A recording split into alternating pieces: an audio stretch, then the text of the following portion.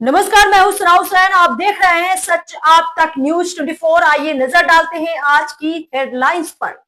उत्तराखंड जसपुर में सिख समाज में भारी आक्रोश, तहरीर देकर की कार्यवाही की मांग। जसपुर जिला उधम सिंह नगर, सादक अली डिस्ट्रिक्ट रिपोर्टर। इस वक्त की बड़ी खबर जनपद उधम सिंह नगर से है, जहां सिख समाज में भारी आक्रोश देखने को मिला है, जिसके चलते कोतवाली जसपुर में तहरीर देकर कार्यवाही की मांग की गई। वीओ दरअसल आपको बताते चले, ये पूरा प्रकरण जनपद उधम सिंह नगर की विधानसभा क्षेत्र जसपुर से सामने आया है, जिसमें विधानसभा के अलग अलग गांवों से पहुंचे सिख समाज के लोगों ने उत्तराखंड के गढ़वाल मंडल से उत्तराखंड क्रांति दल यूकेडी नेता आशीष नेगी द्वारा कथित विवादित बयान से आक्रोश व्यक्त कर उसके खिलाफ वरिष्ठ उपनिरीक्षक भोपाल राम पौरी को एक पत्र सौंपा है और पुलिस प्रशासन एवं प्रदेश सरकार से आशीष नेगी पर कार्रवाई की मांग की है और साथ ही चेताया है कि यदि कोई कार्रवाई नहीं होती है तो तराई का संपूर्ण सिख समाज एकजुट होकर बड़े स्तर पर आंदोलन करेगा।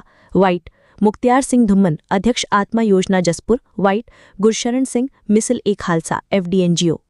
क्रांति दल के नेता आशीष नेगी ने जो सिखों के खिलाफ बहुत ही अभद्र टिप्पणी की है, उसके खिलाफ आज जसपुर कोतवाली में हमने तहरीर दी है कि उसके ऊपर सरकार को भी संज्ञान लेना चाहिए, सख्त कार्रवाई की जानी चाहिए। इन्होंने 1984 की घटना को उल्टी सीधी बातें उसमें की गई हैं। जिन्होंने उस समय घटना की है उनका भी हाल देखिए क्या हुआ है, वो भी बख्शे नहीं गए हैं।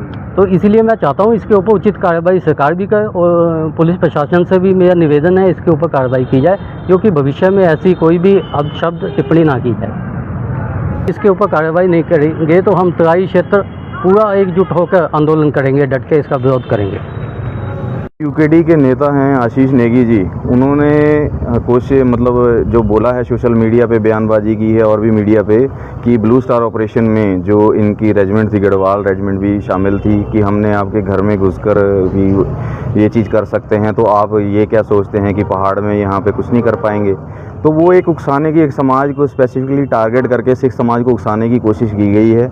तो उसके जवाब में हमने ज्ञापन दिया है कि हमने भाई ये जो पेन रखी हैं ये कोई हमने दाल सब्जी काटने के लिए नहीं रखी हुई, ये हमें भी चलानी आती हैं। और रही बात, वो एक इतना शर्मनाक धब्बा है हिंदुस्तान के इतिहास पे, जिसकी अभी तक कांग्रेस के सबसे बड़े जो नेता हैं राहुल गांधी, वो भी माफ़ी मांग चुके हैं। हालांकि वो भावनात्मक माफ़ी नहीं थी, भले ही उनके गुनाहगारों को सज़ा ना मिली हो, लेकिन अपने ही मतलब देश के शरणार्थियों पे गोलियां टैंकें चलवाना वो कोई ये मतलब बहुत सराहनीय कार्य तो हुआ नहीं था।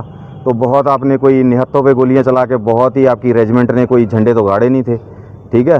और अगर आपको लगता है कि फिर भी आप इतने तगड़े सेनानी हैं तो मैदान में जाएं, आप फौज में भर्ती हों, उधर जाके अपना बाहुबल दिखाएं आप जाके।